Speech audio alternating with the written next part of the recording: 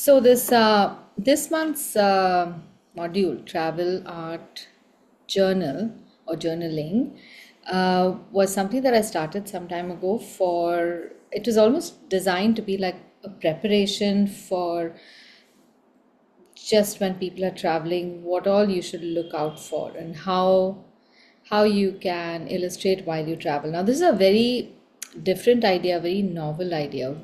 We culturally are not people who like to document anything. I mean, we have so many histories, there are so many stories, there are like recipes in the family, there are achievements through generations, but none of it seems to be worth documenting for some reason. And then comes the travel bit. So, writing travelogues was always considered as something that maybe writers did or a journalist would do. And one never thinks that your own journeys are also important as a personal travelogue for yourself. So I wanted to start this culture because it just gives you an opportunity to continue to practice illustration even while you're on the move. This idea that in order to make art you need lots of time is something that I want everyone to rethink. You need a certain amount of time, yes, but if you can take a little amount of time consistently over a few days, there's a lot you can achieve. So we're going to try to do this. Now imagine you are traveling somewhere, but you have and you're missing all the time at home. How can you continue to do your own artwork? For that, you can carry a little bit of art material with you. You don't have to carry your entire art closet. And with that, you will be able to create something or the other. Now, through the year, when we have our classes, we have all sorts of different modules. We finished lettering, we did pen and ink, we have had food illustration, which we're going to have later.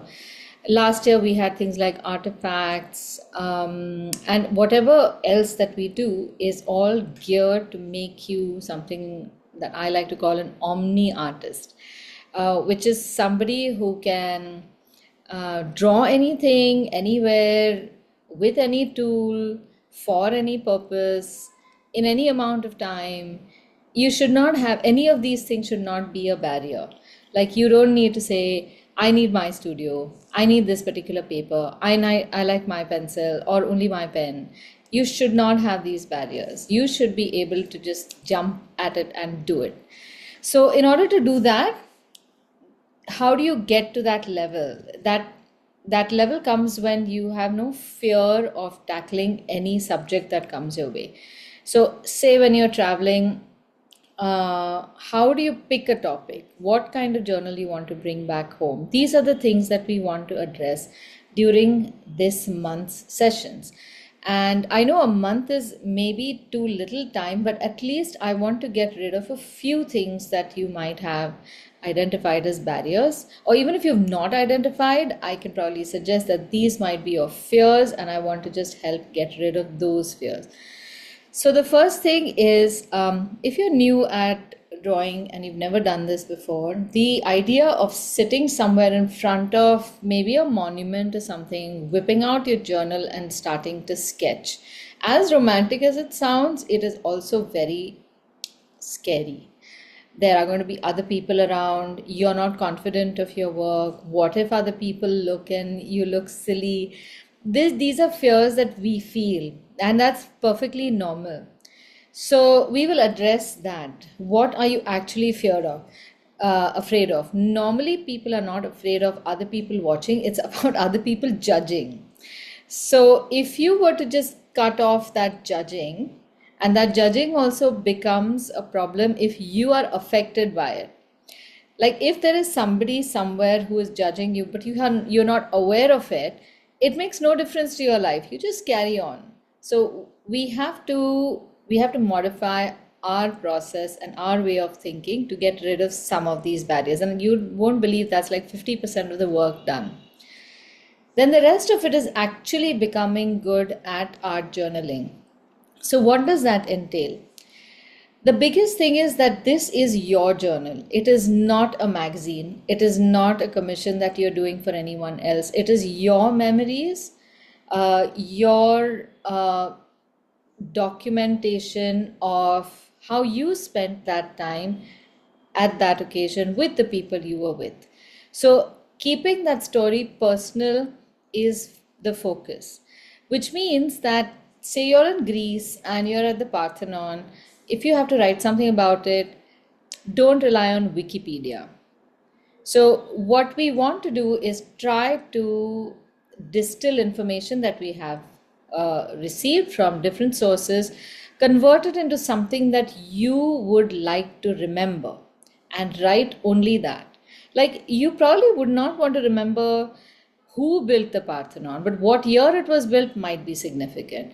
What does it signify might be more important than what kind of marble was used in that, you know? So each piece of data is not really important for you. That is the kind of exercise we should go through when we're doing this. Then comes the slightly more difficult part, what to choose. How do you make an illustration in a journal that is worth making and taking back home? So, that is something that I will show you through these classes.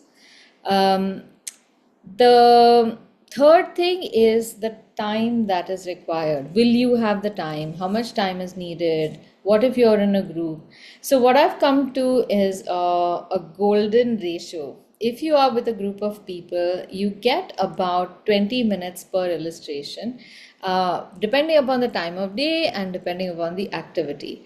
If you are, say, in a museum or something, you might even get 40 minutes because your group might be engaged in something else, and you will have the time to illustrate everything. If you are going to draw something just before lunch or dinner, 10 minutes tops, because you can't make people wait to eat their food. So anywhere between 10 minutes and 40 minutes, somewhere around 20 minutes is where you have to budget your time. So we want to try to make our illustrations in 20 minutes. Whatever you make in 20 minutes, that is what you will take back home. When you finish your illustration at 20 minutes, you take a picture of the illustration where you are standing and also of what you're making. Bring that back home, and then whenever you have time on the trip, you finish it by painting it, make some lettering, and then write a little bit about it. So the aim is to finish your illustrations on the trip. Do not bring anything back home unless it is complete, because it will never complete. I have been doing this since 2011 and I still have pages from that diary which I have not finished. So when you say that I'm going to take out one Sunday and complete it, not going to happen. You can take it from me. All right, so let's begin. This week and next, I want to take on London, because that was what we decided last week. The reason I asked is because in all the different batches, we are doing different cities and different countries. So if you want to really bulk up your practice, this is the month where you can join multiple batches. In the Tuesday morning batch, we are doing Turkey. Now this batch is going to be London. There's going to be something else in the Friday early morning batch, and then something else on Saturday. Everyone will decide what they want. And we are going to spend 2 weeks doing that illustration. So not just one page, probably even 2 pages. So that gives you enough time to also source some information and also look for images that you might want to make. If you have pictures from your trips over there, even better, I can help you make those illustrations too. So right now I have selected these 3 images to make, but there is 2 reference images for one object. I want to start off a little easy. I was looking for a lovely London pub, but we'll do that next week. I still haven't come up with a nice enough image. But this is nice. I love the London bus, although this is the old bus design now. The new buses have become really sleek. They look like Ray-Bans. But this is very cute. I really like the old-timey design. Then we have a telephone booth. Now this telephone booth has become so famous, and just not just this particular one, but the red telephone booth that you see in I suppose all of England, but definitely in London. And I think this became more famous because it was used as what is called the TARDIS in this series. Oh my God, I completely forgot his name. Do you know this? The science fiction series? I'll tell you what it's called. And then we have this amazing post box. All of them are the same color. And this is such a cute composition. So I have selected this picture for the composition and this picture for the actual post box which we should be making. So we are going to position this post box within this composition of leaves and flowers and whatnot. All right. So before we begin, I just want to show you how we will do this in an A4 size book. There are two ways we can make it. We can make it in what I call like a postcard illustration, which means that we take the entire A4 size and make a flat illustration on that.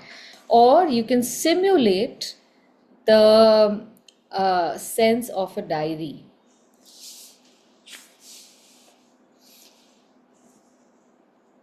So for today, we will create a diary-like layout by folding the paper into half and folding it right up to the point where you have the perforation. Don't go beyond this point because it means really nothing. At the perforation, your page has ended. So if you don't have a perforation, does not matter. Just take it close to any one point. Make sure that the edges at the top and bottom are matching and fold over here. This is the space and the kind of binding you will see in an A5 size journal.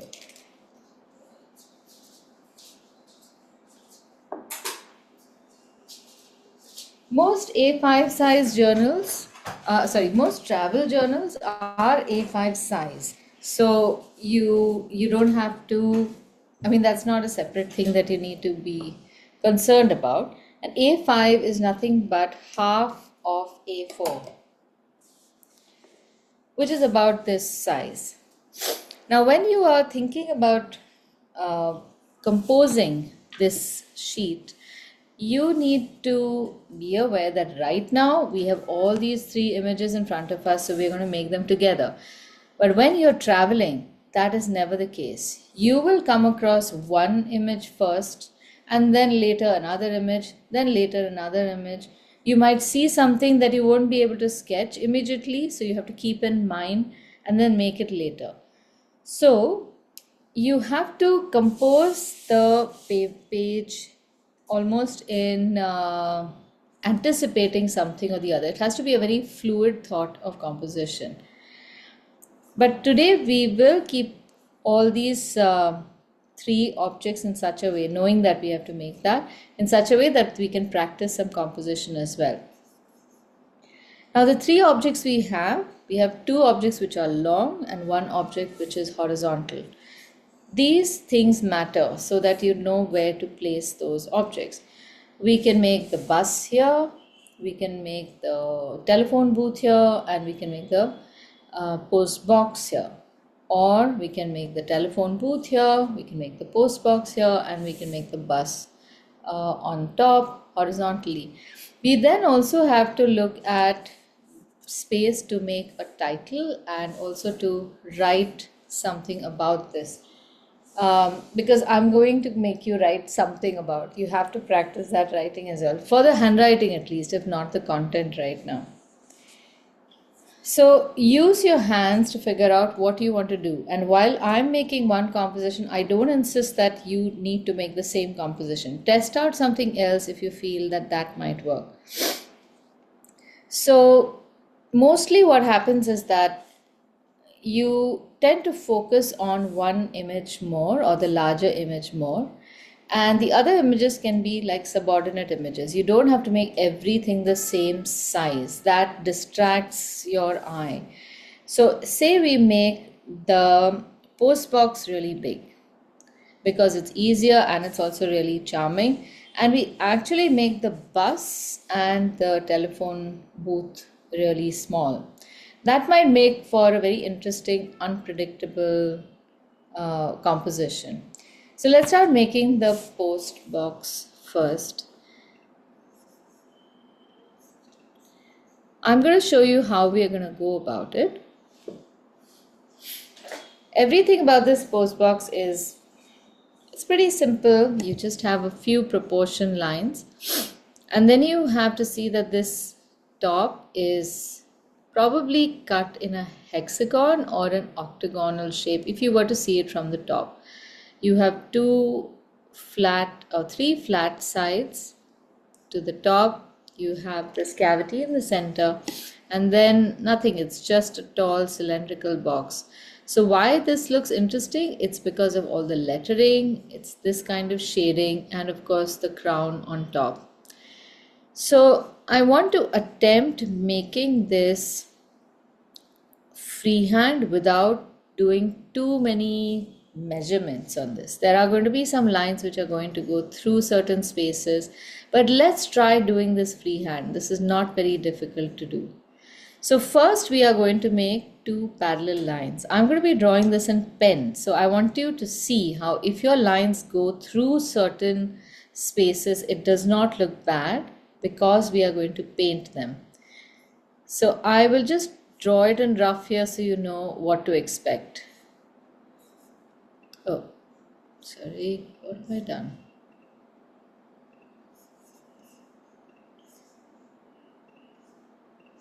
I'm going to start off with making a pair of parallel lines like that.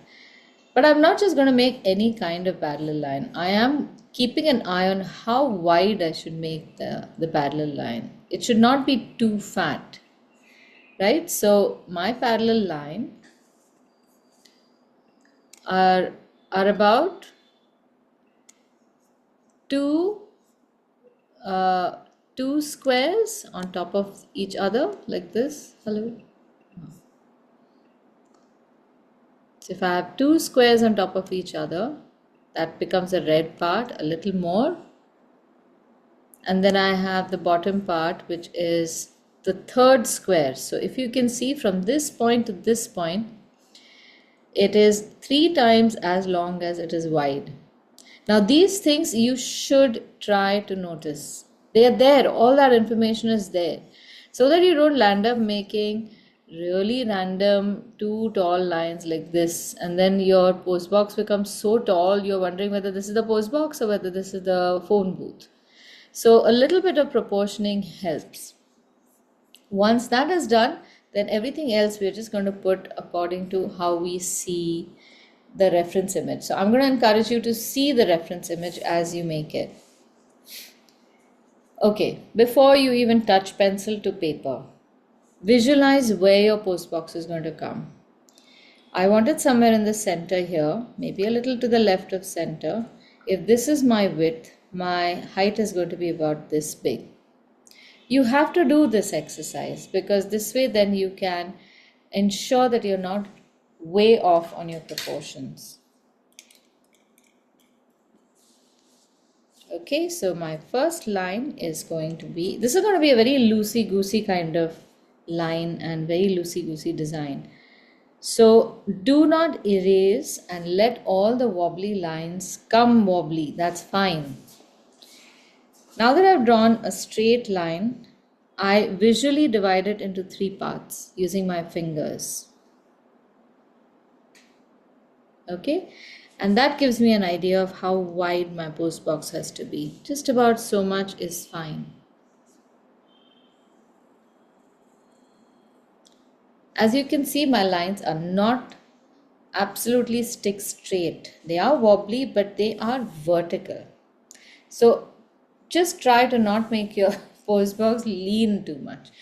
If it does lean, it's okay. Don't bother too much. It'll just look like fast post. All right. Now right on top over here, I'm going to draw a horizontal line that sticks out a little bit from both sides.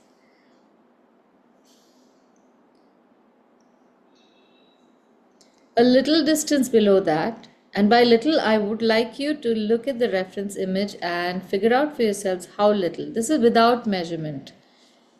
I'm making two lines and two more lines, just horizontal lines, mind you. I am not making that pattern yet, just marking the space.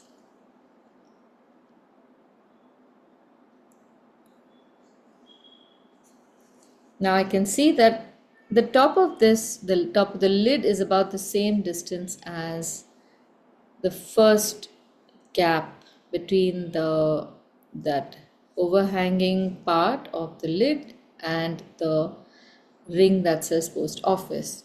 So I will first draw a horizontal line about that distance away in the center, about that distance away. And we can now draw a slightly wider line there between the two and maybe another one below. Now we make the two lines on the side just slightly higher, just slightly, to create the illusion of a three-dimensional shape.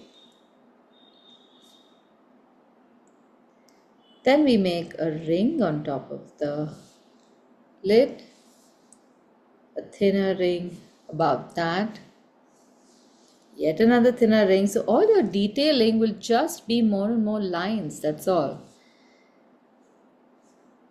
Then right from the center, you will make a shape that looks like a V with its tapering end cut off. And roll the sides and join the two with a little depression like that. This is the embellishment on the crown. From the sides, you will again make a shape like this. Two lines. It's almost like the handle of a teapot. And both sides will not look identical. Leave that. You don't have to. A nice circle on top.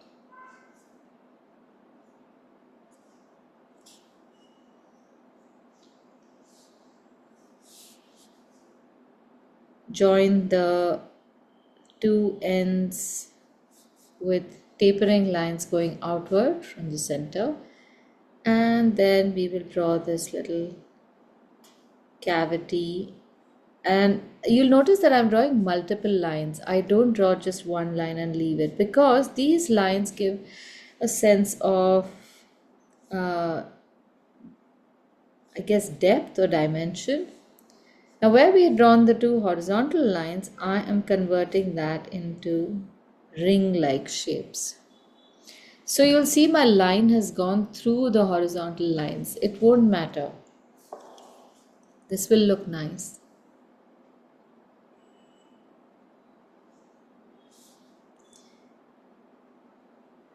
I'm also adding the cantilever, make it a little longer, and rounding off the sides here.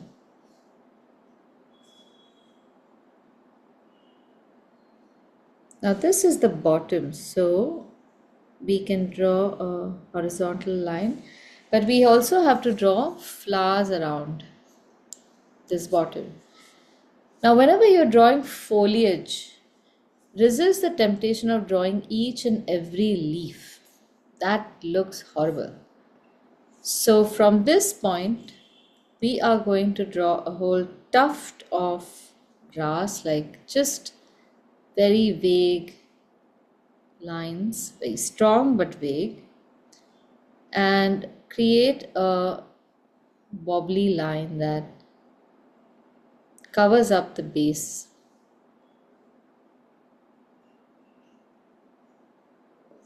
Now if you move to the picture where the other post box is surrounded, almost hugged by these plants, you will see all these shapes. So keep an eye on the silhouette of the leaves. That's all you need to do. And make just wobbly lines all over. So when you're making lines at the base for grass, make only a few lines, like few blades of grass. But this, you know that this is a very urban, like almost urban furniture. So you won't have too much grass around here. That will just make it look silly. Now in this space, maybe a third of the way up, we can make the dark base. And that base sticks out a little bit, that it will be obscured by the plants. So when we are painting it, we are not going to draw it. And all these lines which are going through the plants will be covered. They won't even matter.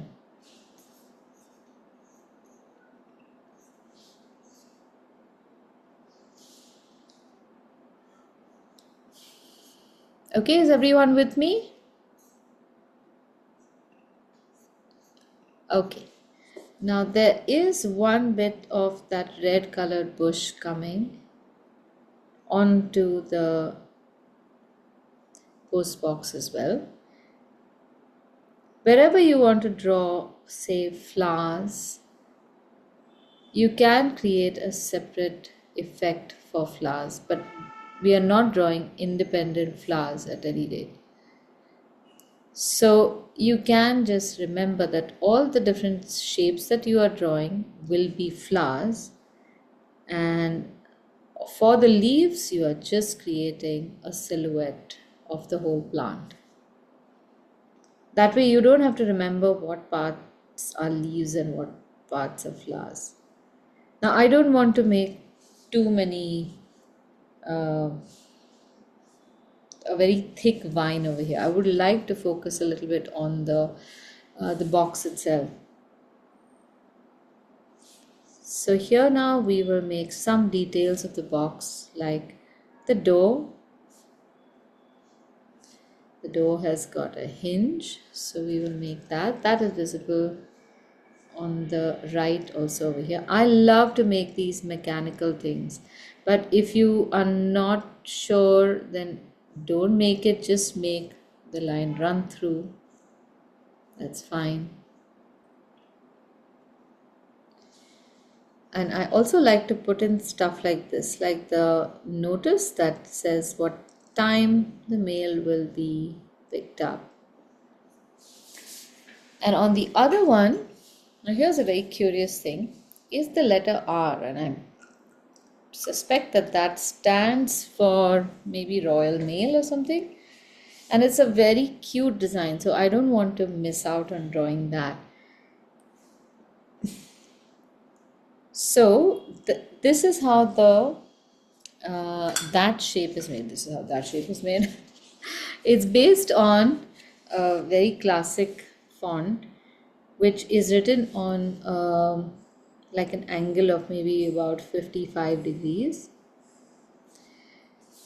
And what you do is you have a nice twirly letter. I don't know how it ends, so I'm just going to use my own aesthetic sensibility and end the stem in a nice twirl. And then you have a spiral going around like this, and it also has a loop, which is rather strange. But I guess because this letter is used in isolation, the aesthetic works.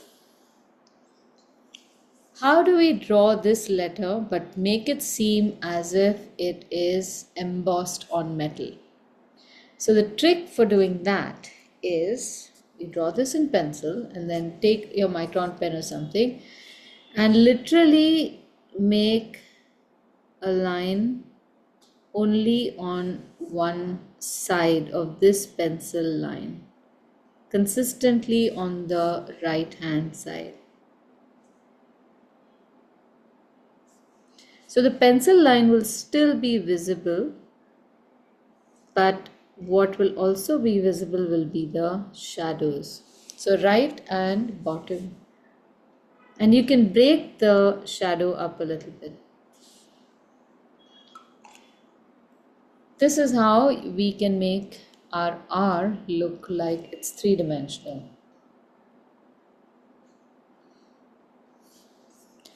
I'm just going to verify that there aren't any um, other things in this that I'm missing out on.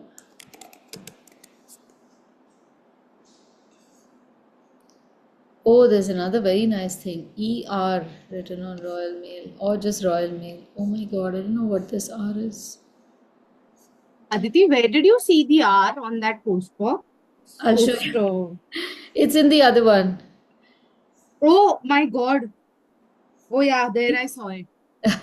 I was trying to hunt it in the crown wala. Yeah, it's not in that. So, and so we're going to take the post office from here. Hmm. Yes. But we're taking the R from there. Complete khichdi that we want to make. But that is what makes your journal personal. There may be no post box that has this, but we will keep. They have done. Okay, now comes the lettering on the neck, the collar, let's say. So here either you can write post office or you can write post office. The idea is the same. Write it in pencil first. Write the letter slightly smaller, so leave some gap on the top and bottom.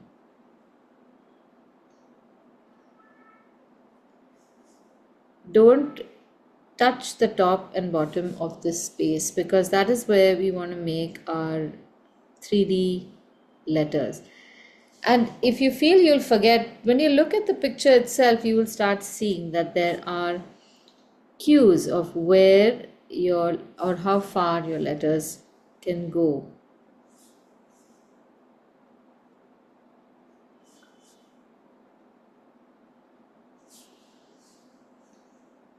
So in this case, I've kept the pencil line as the light colored shadow which will invariably appear on at least one side of the letters.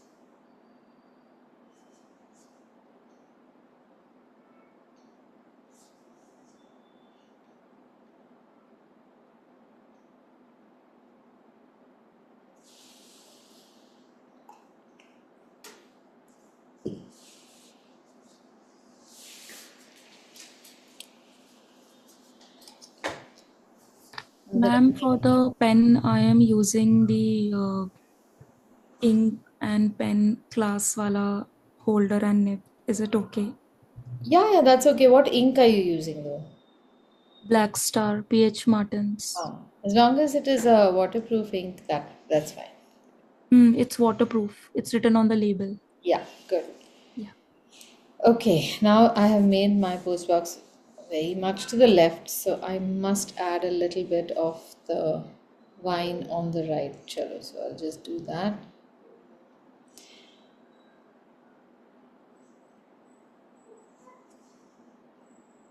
Again, I'm marking the spots where I will put these flowers, and the rest of it is just going to be silhouettes of the bush, the green part, only foliage.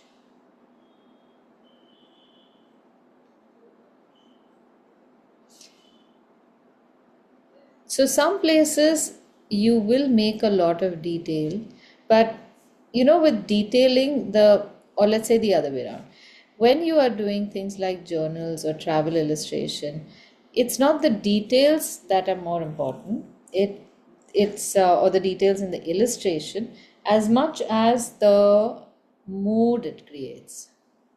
So you have to allow for a little bit of personality to shine through. And whatever lines you're making, whatever part of the illustration you are focusing on, that is an exhibition of your personality. So you don't want to hide that. You want to develop it. So part of it is part of what you do through this exercise is also introspect. What are the aspects that you enjoy in, say, illustration? What is it that you want to share?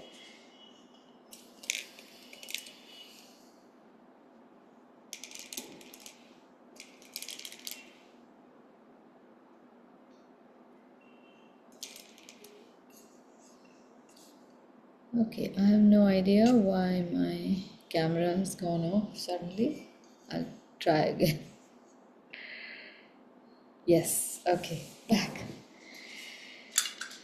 Okay,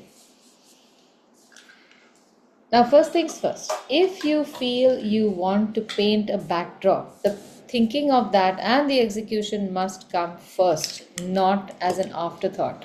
A lot of times people feel that just painting in isolation is not enough. That is also not true. You can just paint this much and it will look good. Don't try to then later on paint some sky or some yellow, just brush strokes like that. Absolutely not. If you have painted the subject, then you leave it. Don't paint anything else. But we are going to paint the backdrop because I want to show you how to create nice patched washes right behind your subject. So it's not, the wash is not going to go over the whole page. It will go in a almost amorphous form across the whole page. Now it's important to note that washes make up for a good 60% at least of watercolor painting every time. So whether you are making a detailed illustration like this or you're going to make just slap some paint and make landscapes, everything must have layers and layers of washes. These washes can be large or they can be small, contained, or they can go across from the entire page. They must be there. One job that they fulfill is to at least prepare the paper and make it ready to absorb paint. So when you put a first layer of watercolor on paper, you'll notice that the paper is very dry and it tends to take a little while to absorb the paper. The second time you do it, it's much easier because the fiber has been prepped. So when you have to make these very sharp lines or shadows, trying to make them on raw paper is a nightmare, but on prepped, washed paper is much better. So I'm going to put a cerulean blue colored wash on the back, but I want you to observe this first. Don't paint with me because if you try to paint with me, you will probably miss out on a few bits of this technique that I want to show you. So when you're making a wash, the first thing to do is create a lot of medium.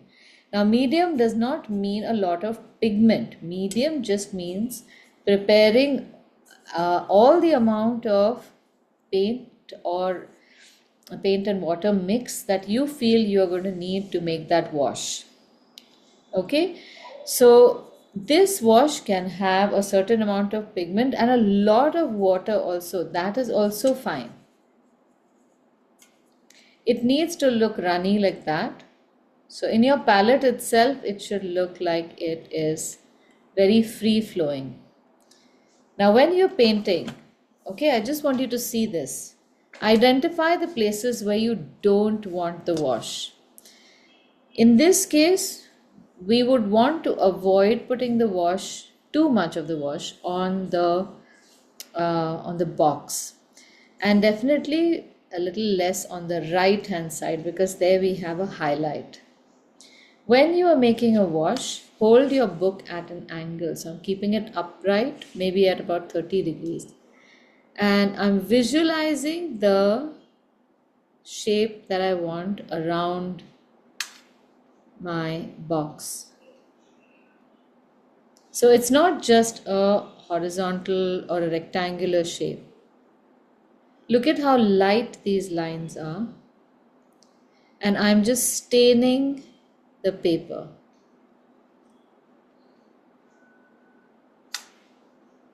My ink is also running today. I don't know why. Okay, so look at how lightly I'm doing this. And once I've stained the paper, I just move on. We are not painting like this because that will give you very clunky shapes. Just a brush. A wash is literally a wash. And you will have clumps of these uh, brush strokes all over. Let that be. That is part of the charm. Now, before you start painting, there's one more thing I'm going to do. In this paint itself, I am going to put in a little bit of this green and yellow ochre mix. Don't worry about these colors, I will explain to you again. So while the paint is wet, in some parts where you have foliage, add this green. This is not a wash, this is a wet on wet. So you are using the wet base to create this well merged effect of green, because you don't want to draw individual leaves. So this will be like one base note, and just leave it like that. Don't fiddle with it. If you see all these things happening here, don't fiddle with it. Don't try to even it out. Just leave it. More than the painting bit, the biggest challenge is to tell all the students to not touch it again and again. That is bigger than telling them how to paint. So please don't be those students. Okay, take your time. Make enough medium. Let it flow.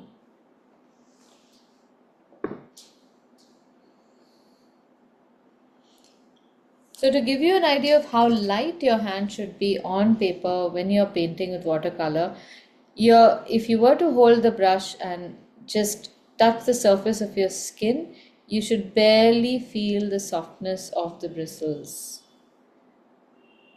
And if you imitate how you are painting over here on paper on your hand, you will notice that it's not just tickling. It's actually, I mean, this is a very nice massage. But we don't want to massage the paper. I was just thinking maybe we should call it rinse and not washed. Wash somehow you imagine scrubbing it like the Oh wash no! clothes. Oh my God, you're right. The word is wrong. No, just aim to stain. That's all. That is what we want. Wash. Ragad ragad ke wash.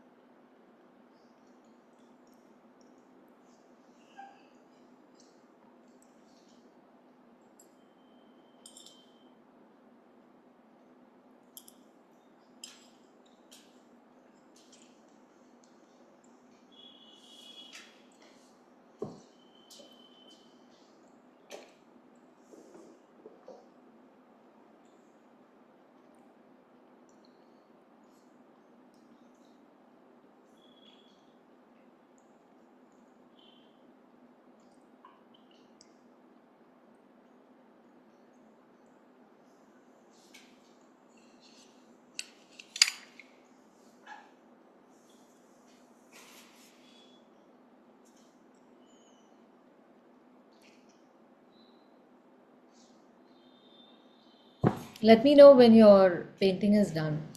Then I'll proceed.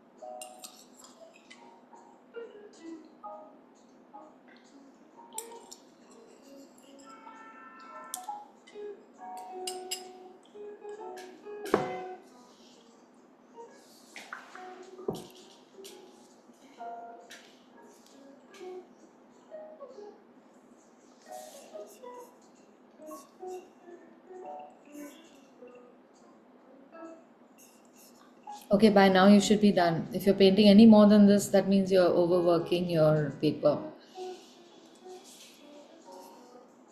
While our post office dries, let us look at the bus.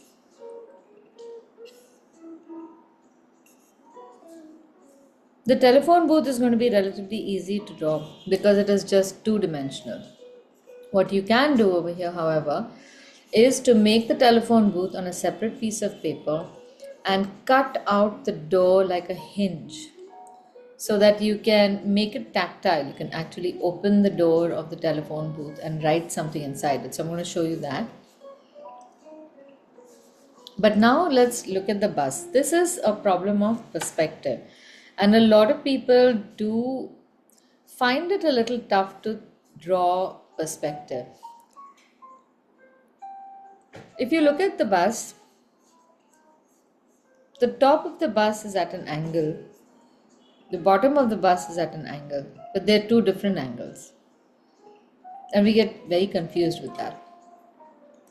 So we have one angle that runs like this, which if we keep the right hand edge in mind as the center of a clock face, then our line projects to somewhere between 9 o'clock and 10 o'clock on a clock face. And the bottom is somewhere between 9 o'clock and 8 o'clock. Both are closer to 9 than 8 or 10. And then if we look at somewhere over here, the lines are straight. They have to be straight. And on either side of this line in the center, which is the horizon line, you will have lines which will be projected in opposite directions. Now there's one more complication in that we have a corner here, which means that we also have a set of lines that come from the other side in the exact opposite direction. So, The color different. sorry, Can you make that other guideline color different? I can, but whatever I do, I think it is going to just be hidden. Okay. See, This is better. better? Okay. Yeah. So there are rules in perspective, but it's easy to remember that there will be three lines. One line in the center, which is the horizon line, which is your eye level. Wherever your eye is, there you will see a horizontal line. So even if we have these buildings where you see the top line is so extreme, somewhere where our eye reaches, which will be always in the same place for every object, whether it's a bus looking straight through to all the buildings, right up to, if you can imagine, the last building over there, which probably ends on the street over here, there also our eye line will remain the same and the horizon line will remain the same. And that's a great thing. Now, because of that, you know that everything above that line is going to be in one particular direction and below in the exact opposite direction of one corner. Okay, and then on the other side, those directions will flip. You don't have to remember this, you will see it. Okay, so I'm going to attempt to draw this first in pencil, and then we will draw the key features in detail, and then we're going to paint this. We won't do too much of detail. Fortunately, the only detail we have to do is in the front. So I will share this image so that you can keep it handy.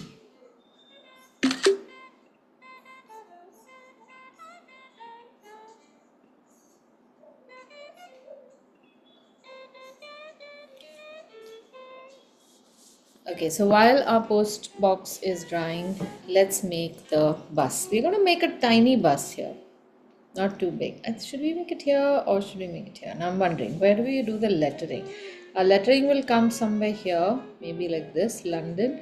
So we'll make the bus like this, over here. So we have enough room.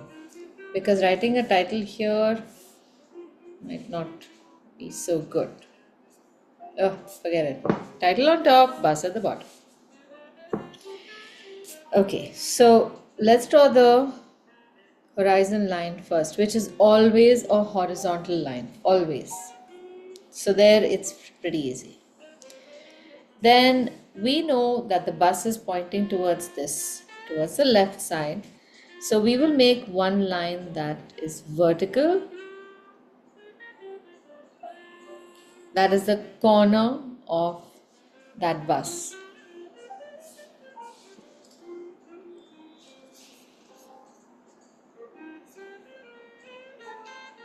And then literally, very visually, you will make, excuse me, another vertical line on the left. Even if you make it very arbitrarily, you can measure the proportion of how many times of this side is the right side. So left side is about so much. Just use your fingers. Even on the photograph, you can use your fingers or just hold your hand like that in the air. See how much space you have or you need. I think I need 1, 2, though it looks like this side is much longer. Because it's in perspective, I just need maybe 2 and a little more times, and I will make another vertical line there. When you are making this in real life also, you will make it like exactly like this. I'm going to show you a picture of my London bus. This was made on location when those buses kept coming and going to a bus stop, so I had to keep waiting.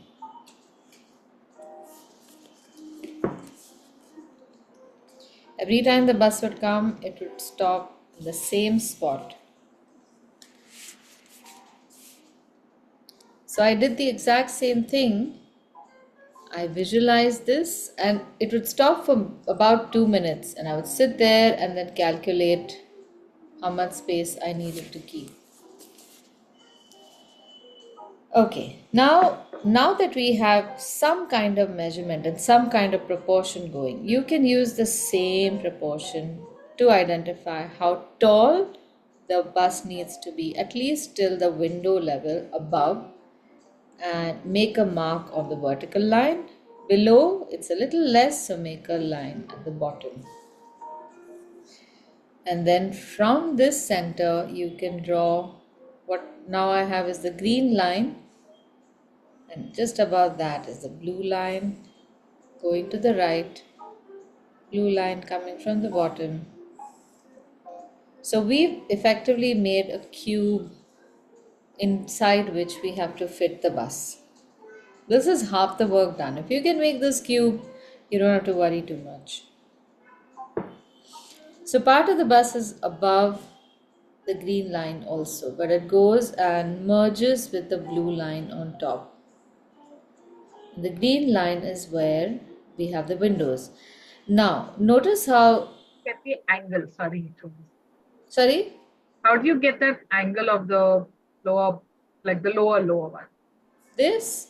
Yeah. Between the wheels. So, at the bottom of the wheels, you draw a line from this bottom to this bottom and you will get it. Or even somewhere in the front, you will have a mudguard or something. Use that. Anything, all these objects are at parallels to each other. Yeah, so all the objects which are parallel to each other, the edge of a window, a mudguard, a fender, all of those will indicate the angle. No, the lower line is at an angle, right? Yeah. So I'm not able to figure out always, like if the top is straight, like the middle line is straight. So at what angle would this be? Like that's where see it, it's on the picture. Hold a Okay. pencil and just Yeah. tilt it and then Okay. recreate that same line on paper. It is as simple as that. There is no science or math that you need to know for this. So when it's a real thing you're seeing, it's just a visual. No, hold the pencil. Okay. So let me show you one thing. I know these angles seem very confusing because it's very mysterious. You feel that you see everything as straight lines, but how is it that on paper they have to appear as crooked lines or angular lines? Now look at the wall behind me or the door behind me. You know it's a straight door. I don't live in a house which has crooked doors, but there is an angle. There is an angle to this. Yes. So how do you know what angle you're going to make? So hold your pencils up on screen right now and tilt your pencils to the angle that you see The door. that the door is. Okay. Can you see? You can see it, right? Yeah. Now, that is the plane that you have to use. So if I were to hold a paper right in front of this angle that I'm making, that is the line I have to make, assuming that my vision has got a rectangular paper in front of it. So when you look at something up and you have to take it down, how do you know that your angle is not going to change? The reference image are the vertical and the horizontals. So with respect to the vertical, my angle is maybe about a little over 3 o'clock. When I come down on paper, I see this and I say, okay, a little above 3 o'clock. That's where I will make the line. Okay? All right. Okay, now that we have all these made, we can start making some details. So what I was going to tell you was that it's no coincidence that these angles are radiating from the corners, because in perspective, the horizon line is meant to expand in such a way that all the objects on which you see these slanted lines will merge on the horizon line at some point. And from the horizon line, all other lines will emerge in such a way that they are radiating, spreading outward. So, any line that we have between the top of the bus and the middle of the bus will start becoming shallower. But it will become shallow on the left side, and everything on the right will start becoming shallow on the right side. Now, this whole thing reverses. Here it is a flat line, and here the shallow lines are becoming more angular as we go towards the bottom of the bus, so that you get an effect that's radiating. But remember that the last line will be the most leaning line. So any line in between, like this line, my line just above the last line is bent more than the last line. That is wrong. I have to keep it shallow. So you have to make sure that it's like, imagine if we have our fingers like that. If this finger were to bend a little more, you'll know that it's broken. This finger, if my pointer makes an angle like that, my middle finger cannot make an angle that is steeper than this angle. That means that my finger will have broken from here. You get what I mean? If I make a line that is like this, that means this is broken. You have to imagine that all those lines are connected and come out together. So what I normally do now is create a block like this. We have a measurement 1:2 and a little more. Then we have all these lines and angles, and then everything else pretty much fits into this shape. So first and foremost, the horizon line cuts the window, the big driver's window, in half almost. And that window comes a little less than halfway into this left face.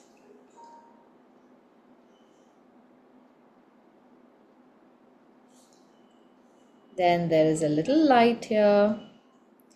Then there is a little curve here. Almost looks like a person, if you ask me.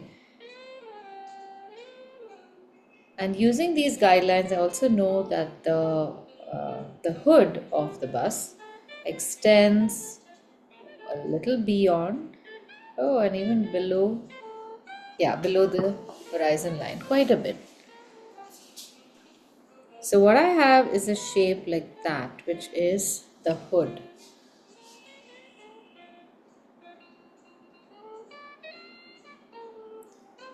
Now we don't see too many details here, so we don't make too many details in our illustration. Make only the details that you see. The number plate will be at the appropriate angle. The horizontals of the number plate will be tilted, leaning downward.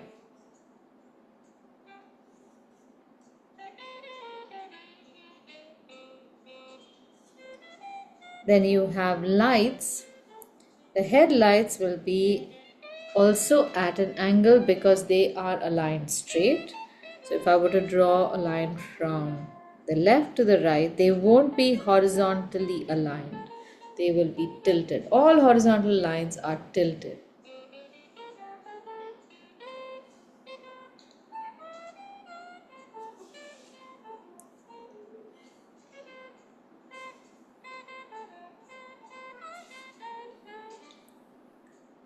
Now what I see here is just a straight line for this window. It probably goes at an angle, but I don't see it at an angle. This part, the second part, the window next to the driver's window. Draw it as you see it. There is a cavity that is created by that window. Draw the line as you see the line. These are the points where we overthink and we draw something that we think should be there, and then what you see is something completely different from what your brain is telling you that is how it is. And between your brain and your eye, there is this big fight about what is right. If you're drawing, you have to listen to what your eyes are saying.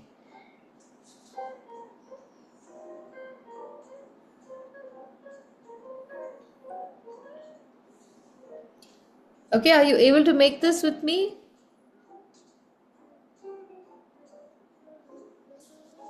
So I want you to look at the photograph when you're making this, because maybe my pencil lines are a little light, so you might not be able to see them clearly, but they are visible. They are made pretty much like the lines that I have made in that the image that I've just shared on the group.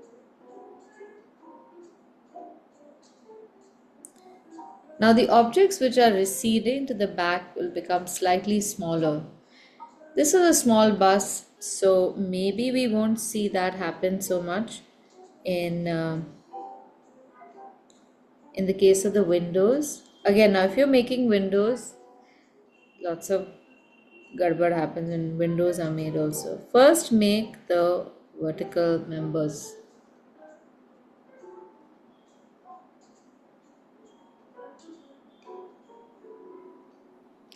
And then horizontal members, but the horizontal will be subtly different in their angles.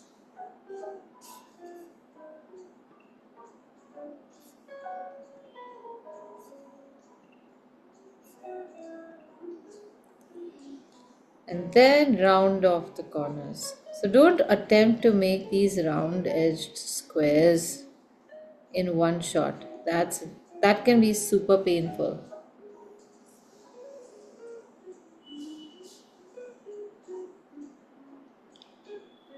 I think my wheel can be a little bigger.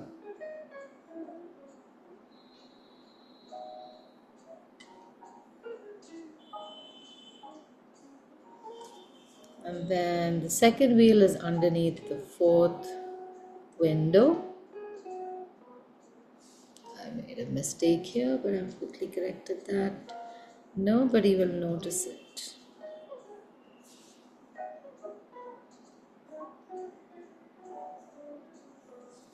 And then you can make the top.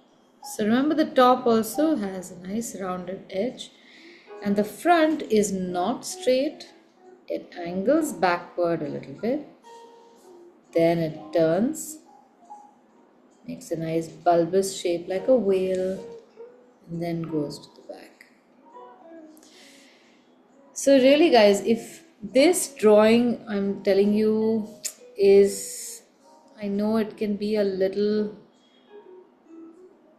sometimes it can be good, sometimes extremely unpredictable, and you wonder what is it that you're doing that can change your line. The only thing that you can do is draw every day.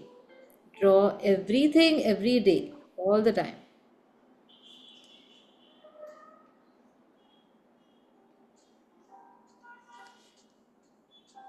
So if you don't know what to make, just make lines. If you can, give yourself some challenges. Try to make long lines or make short lines. But every day, every line you make is like building a bridge. It's like that Ramacha bridge होता ना, तसा है. Each stone counts and everyone's effort counts in that. Literally.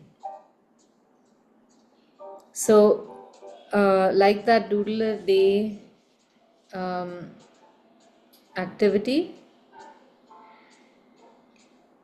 it was meant for you to bank a day's worth of lines. It's just like putting money in the bank.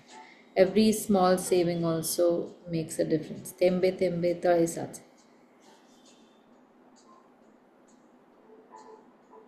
I am finding it so difficult to do this. I can imagine, but just keep doing it. In each of those lines, whatever is not working out is something that you can identify and know that you can work on. Trust me. I have, between this bus and this bus from 8 years ago or 9 years ago almost now, look at the difference in the line. It's not, while this, I mean, the bus looks impressive and all because it's a completed picture, it is by no means as refined, I would say, as the bus that I can make today. In 8 years, my line has changed a lot. But um, if I didn't show you today's bus, this looks pretty impressive.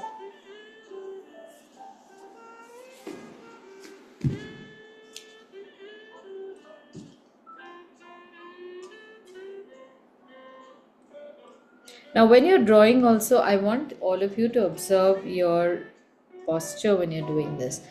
Are you holding the book? If you're not holding the book, that means you are leaving a lot of things to chance. Now, below the bus, this whole thing about the tires, it's a little crazy. I want to show you how tires should be drawn. We don't draw two cylinder like shapes. So if you look at the bus, you will see that you don't see the cylinders of the tires, but you see the silhouette of the engine underneath, and you see a dark line that creates this tire shape. And in that you have an oval on one side. And on the other side as well, it is not a circle, but it's part of a cylindrical shape. So it's slightly flat at the bottom.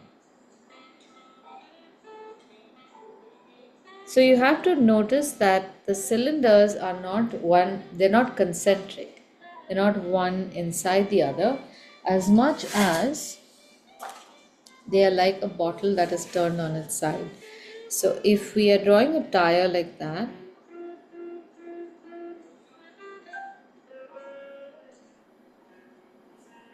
this is the tire if you were to see it from a side angle, because otherwise the tire is circular. We are not still making oval tires. But now this tire can be seen from the left also, right also. If it's from the left, its thickness will be seen from the left. We are looking at it from the left, we'll see the thickness from the left. So there will be a shape like that. Then where the nuts and bolts and things go, they're not in the center. That is where the problem comes. If we were seeing it head on like that, this is how the tire might look, and that's perfectly fine because this would be a perfect circle. Tilt it on its side, that part will go a little to the right. And these are things that make a picture look realistic, at least a little bit or a little more accurate than if you were to make a tire on its side. We're seeing it like that, and then this part is in the center. How is that going to be possible? Okay, so just pay attention to that. It's not a big detail over here, but at least that little man, if you make that little thing, it counts. Again, in the back, you have a C-shaped inner wall in which you have a C shape enveloped inside of that. So that creates a little bit of 3D as well.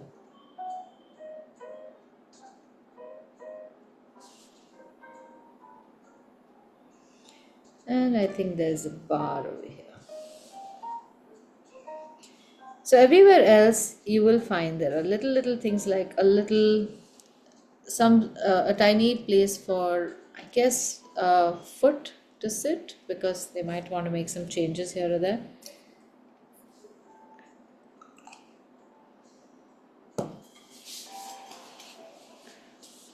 Okay, so this is all that we're going to do on the bus, and we can paint this next week. So we have about 15 minutes. Let's paint the post box right now. Ma'am, can you show the bus? Like, if you can. Yeah. Thank you. Yeah. Pari, I'll be sharing pictures of the bus later. So right now, just paint the post box. Okay. My bus is not looking nice. It's looking disgusting. Well, if this is the first time you've made a bus, then we can't expect anything else. So don't beat yourself up about it too much. Okay? It's fine, it's fine.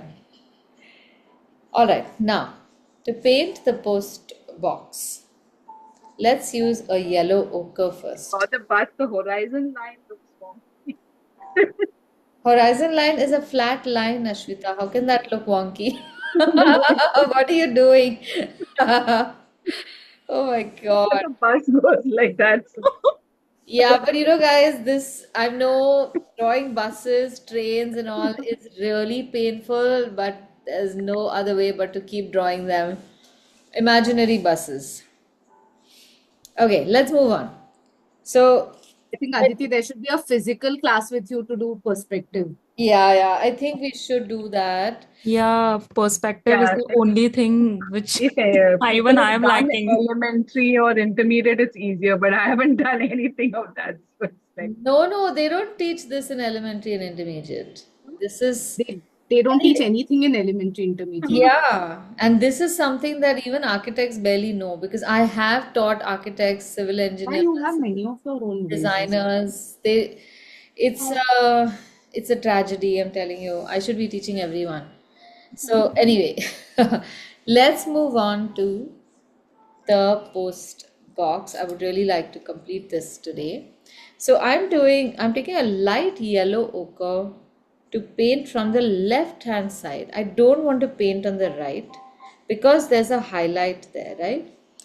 So don't paint on the highlight. Though it might look like a light yellow ochre itself over there, don't paint there at all. Keep that a highlight. So that's just regular paper color. Then taking a thinner brush, a really thin brush, we can fill in the same color, not very dense though. Keep your color very watery and fill in the crown. But even there, keep a little part unpainted. So a little highlight on maybe the right hand side or the left hand side unpainted. That's good. The little ball on top, paint the left and bottom and leave a little highlight on the top right. So all these little things are caught by the eye. You'll say, what is the point? It's so tiny. Who is going to see it? But believe me, our eye catches things like these that you don't even know exist. And हो and संपतोय the class. proof of that is that when you make an illustration, you will be amazed at how many things you start noticing which you've not even noticed before, but you always knew they were there.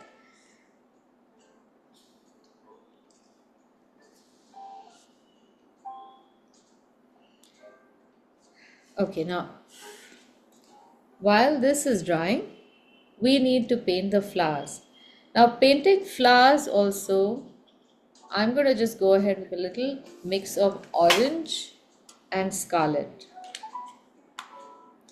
And with a tiny brush, I'm going to paint this very, very organically, which means that I'm not going to do like a dot, dot, dot, dot thing. I'm going to spread a little bit of the color, making some twisty shapes so that I cannot predict the shape, and I'll mix my colors while I paint. So I'll go into the orange, then dab a little bit of scarlet, and then make some like a weird ass shape here. Oh my god, what did I just say? So what you should not do is make these like brush marks like that. No. Using the tip of your brush, just twist the brush around a little bit. So it, but don't force it too much. You don't want to kill the brush, the tip of the brush in the process. It makes these unpredictable shapes.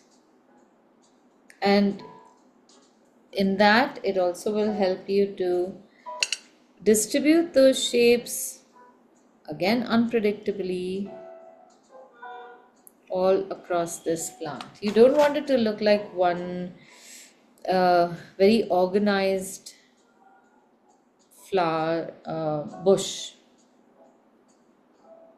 There's some small flowers, big flowers that make it look a little more believable.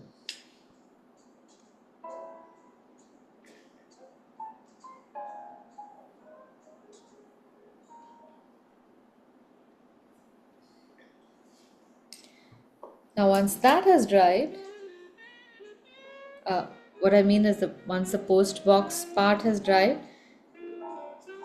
you can take a little bit of the same color, a very watery shade of orange and scarlet, and start painting from the left. So I'm going to, from the right.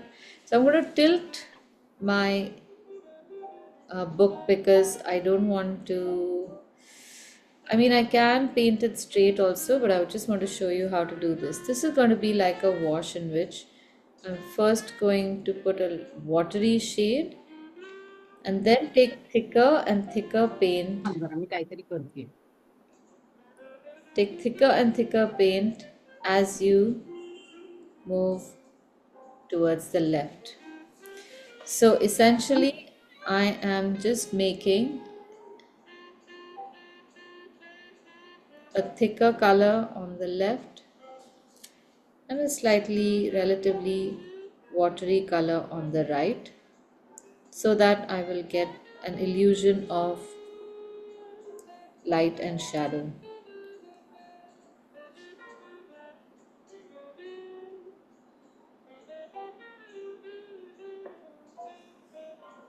And then with a damp brush, you can just smooth this edge on the right hand side.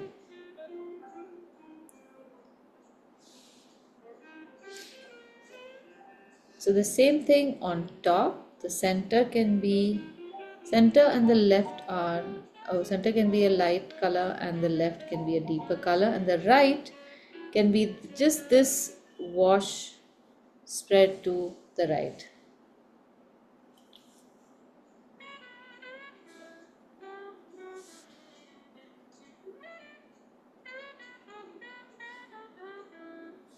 So don't paint too much. I mean, you don't really have to work hard at putting paint.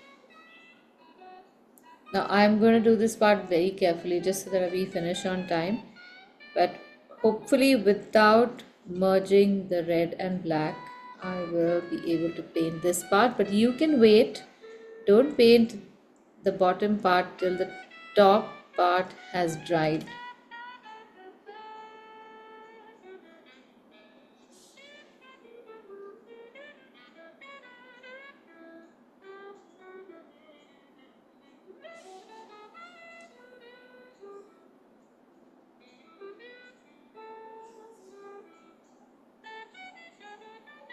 Now, in the event that some color does travel from one side to another into the post box that you did not want, it's not the end of the world.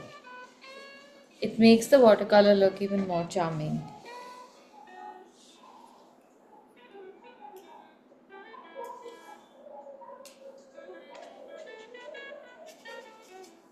To make the foliage again slightly brighter, I will use the same shades again. Sap green along with a little bit of yellow ochre. Sap green itself is a very vibrant color, so it tends to overshadow all other colors. So I will just mute it a little bit. But when you're painting the foliage, you need to paint it in a very like a staccato manner. We already have a few. Pranay Oi. Swati मावशीला पाठव इकडे. So we already have a little bit of green there. Just press your brush down in those raggedy shapes that we have made. Go around the flowers. And don't make it uniform. Whenever you are painting something in layers, each layer must distinctly stand out. So paint something else or paint something less. That way you can maintain some dimension. If you want to deepen the color a little bit, you can add cobalt blue, not just more green. So in this combination of yellow ochre and sap green, if you add cobalt blue, then you get a deeper shade of this. Don't add black if you can help it till the very end. So I get a much deeper shade. And you can keep adding more and more green to the bush. But you don't have to make leaves, individual leaves is what I'm saying.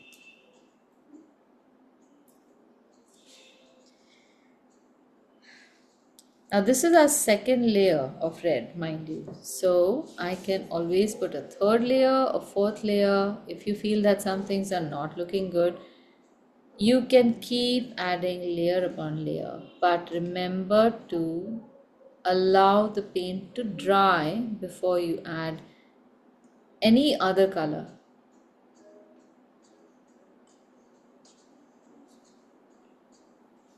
So most people stop painting after one layer itself, because that is what we are used to. You take a color pencil or a crayon and you paint one layer and it's done. With watercolor, when we do that, we realize that when the paint dries, it becomes dull and it's so disappointing. I have actually thrown away both paintings as well as watercolor kits thinking that they are poor quality. And then, since I'm just self-trained, at some point I asked some watercolor artists and they said, well, how many layers did you make? And I thought, well, wait a minute, what? And that was when I realized that you have to make layers for this. Now there's one more element on top, which is, I don't know what that embellishment is, and it looks like a mix of emerald green and cobalt blue. So it's like a bluish green color, but it's not sap green. It's a very unnatural shade. So that one you can paint as textured like that. So it looks like there are some circles on top. I'm sure this is some, you've seen this in the crown, in the graphics or photos of the crown. I don't know what that piece is called, but it's inside of another thing on top. It's so minor over here, you can barely see it, but my nerd nature will not allow me to rest till I make it.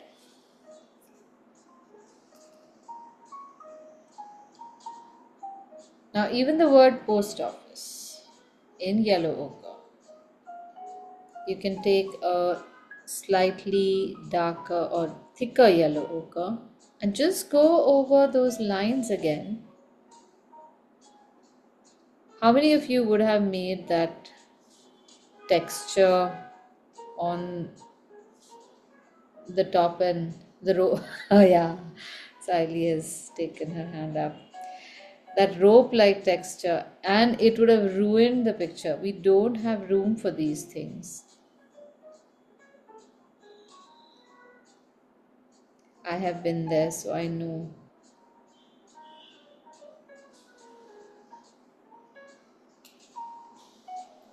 At every point, you have to just remind yourself, this is a picture. This is a picture of something.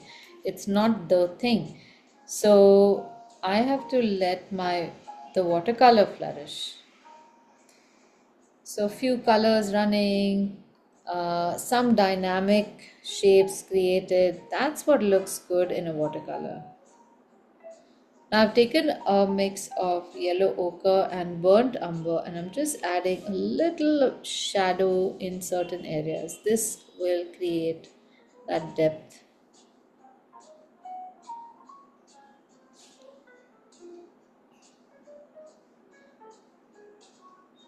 And all I do is run this line across some of the pen lines that I have made. Just a few shadows underneath here and there.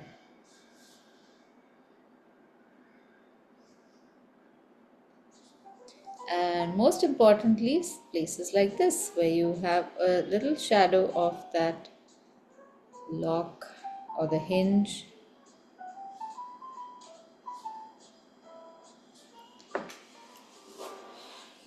So before we end, I wanted to show you one painting that I have made today as a commission. It's going today, so I won't be able to show it later.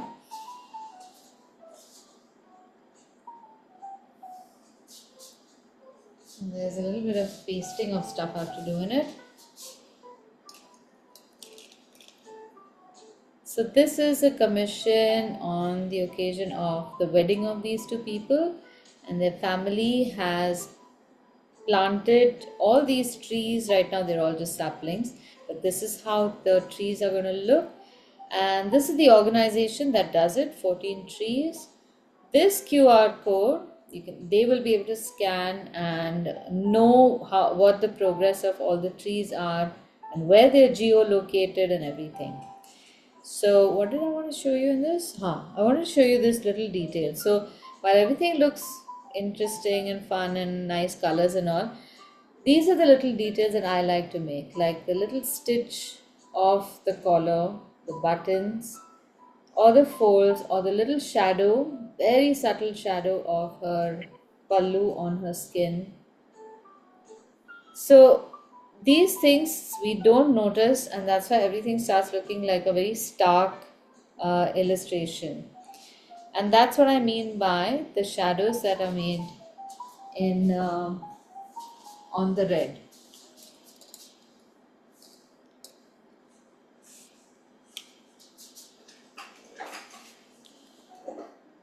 Okay, now the last part, I'll make that little hole where our letters disappear.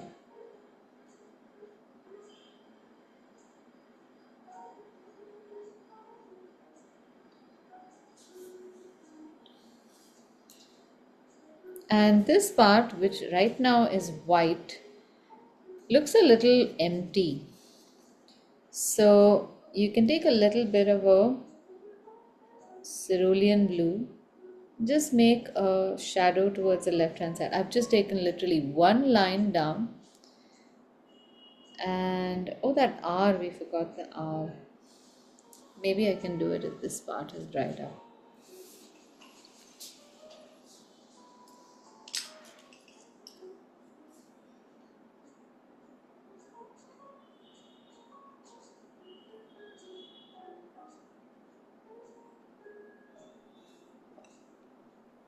Okay.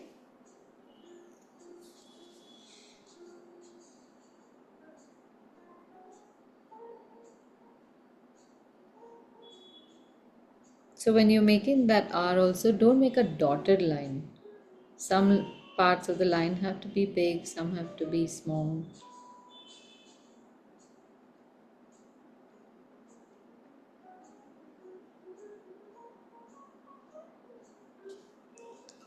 That's that.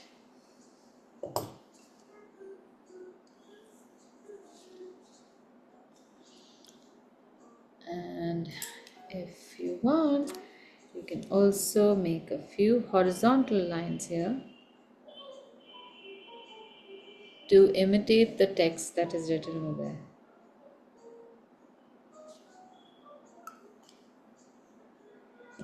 Cute. I'm loving how it's looking. This is so cute.